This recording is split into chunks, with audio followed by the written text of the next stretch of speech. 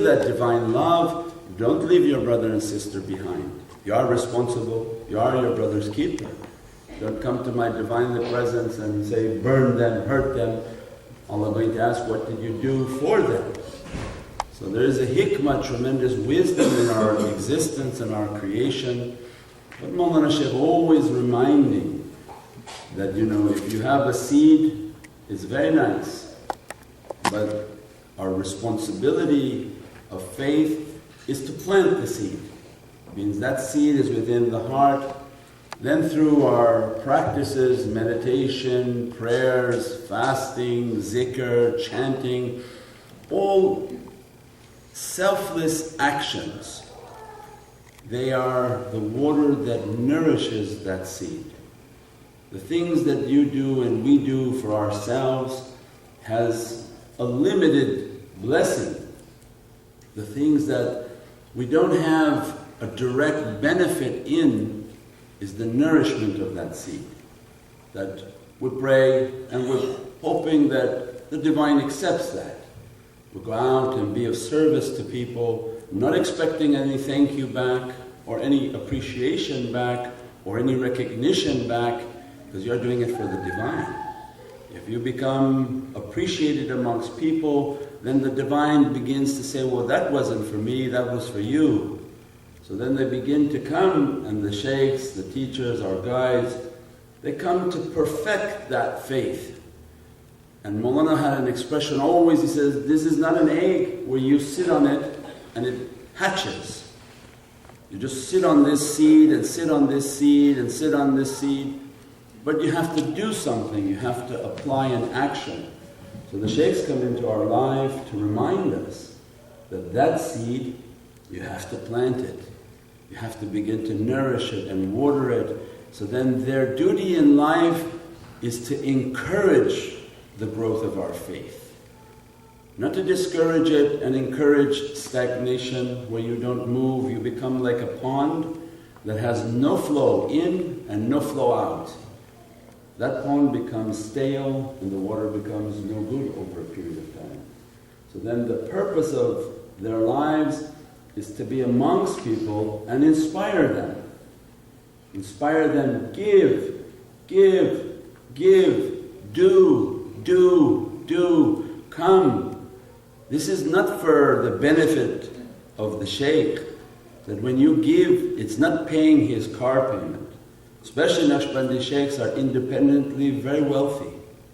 Their families and their backing, Allah makes them to come from a wealth so that they're not in need of what they're asking from. Otherwise, if you bring some poor person and he's starving and you're starving and he says give, he's eating what he's asking from you.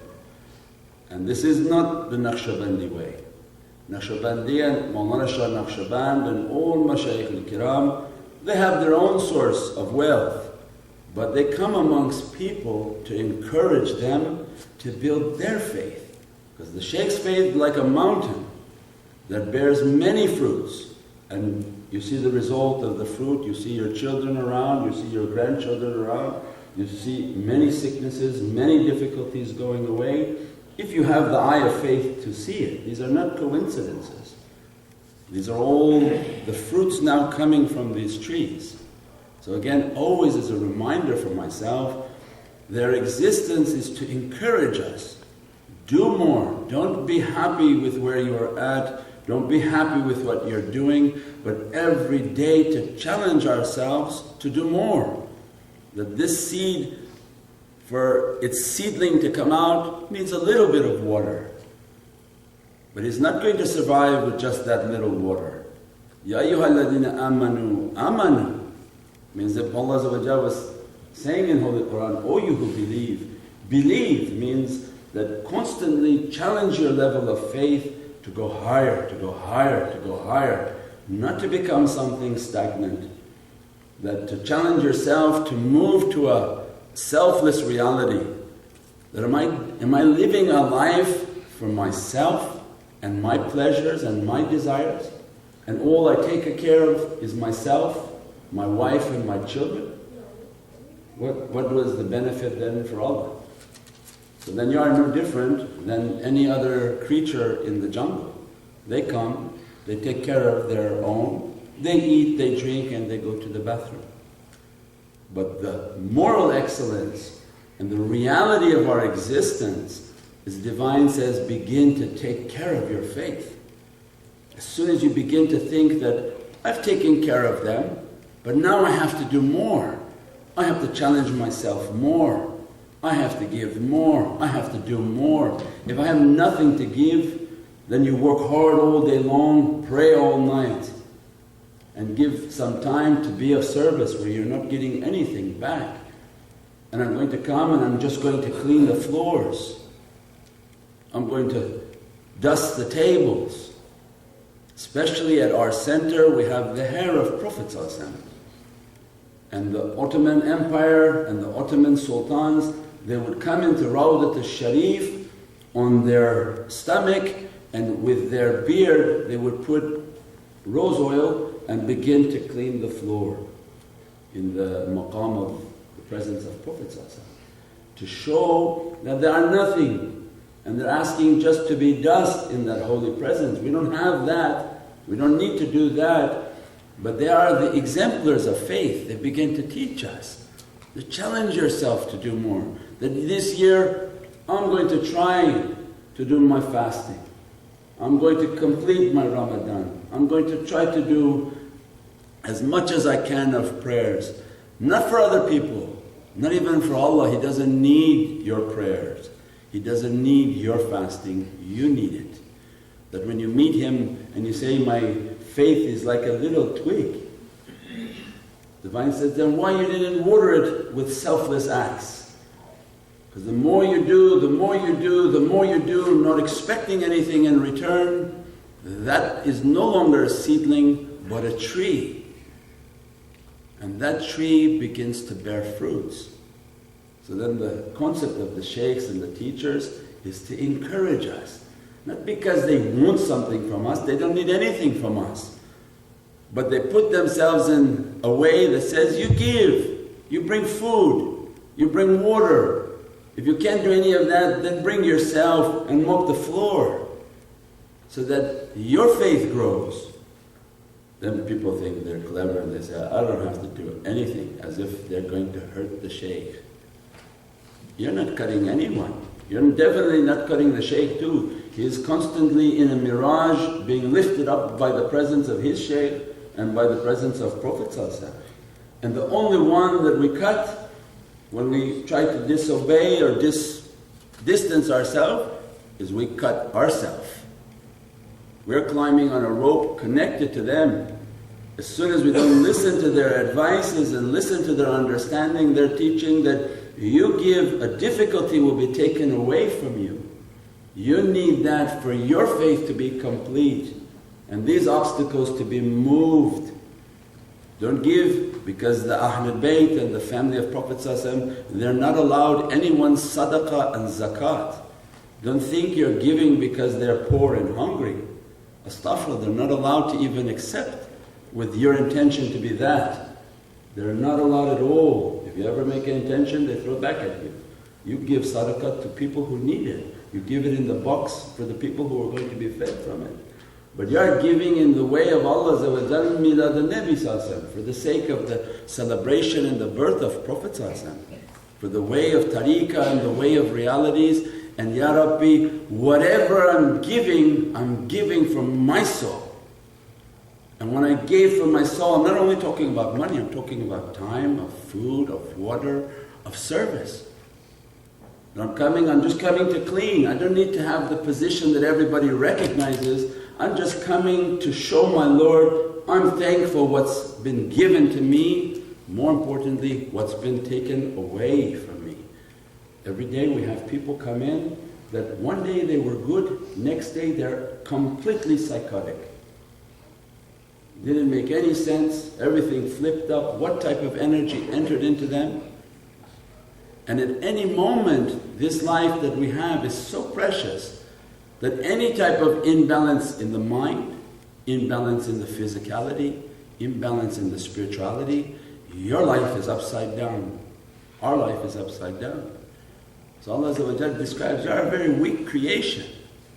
Live a life understanding that, Ya Rabbi, alhamdulillah wa shukran lillah, alhamdulillah wa shukran lillah, that thank you for your ni'mah, thank you for your blessings, inspire me to build my faith and do more. Not from any person, I'm not giving because of these bearded people. I'm giving because of my soul needs it. My children need it. How are my children going to survive if there's no fruit on my trees? The inheritance you leave them, it will end up in Las Vegas. Anyone thinking I'm going to leave my kids some money and they're going to benefit from it? No, they're going to take that money, they smoke it, drink it and gamble it. The only inheritance worth giving is the inheritance of faith. So that a pious ancestor, when they pray, Ya Rabbi, when I leave this world, that grant them faith in their time of distress and need, as I have been granted. All who are sitting here, somebody prayed for them to have a seat here. Some pious ancestor prayed that when my loved one faces difficulty, inspire them into your circles of zikr. How we got this seat? How you got this seat? Is your cleverness? Somebody prayed for us. Somebody's actions and amals were accepted in Allah's presence, and as soon as we faced a difficulty in life, Allah opened our heart, go sit in their circles. These are the circles of my paradise. And your rahmah will dress you, my rahmah will bless you, and my rahmah will take away all the obstacles because my sincere servant had prayed for you. And those are the fruits that we're eating from, not the money they left us. And all that Allah wants them, build yourself, build your faith, build your belief, so it's like a tree with fruits and that your children will eat from that tree. Otherwise, what do you tell your children? To cut themselves off from holy people? Cut themselves off from holy associations? That when you die, you left them nothing. And when there's nothing, what is left is despair.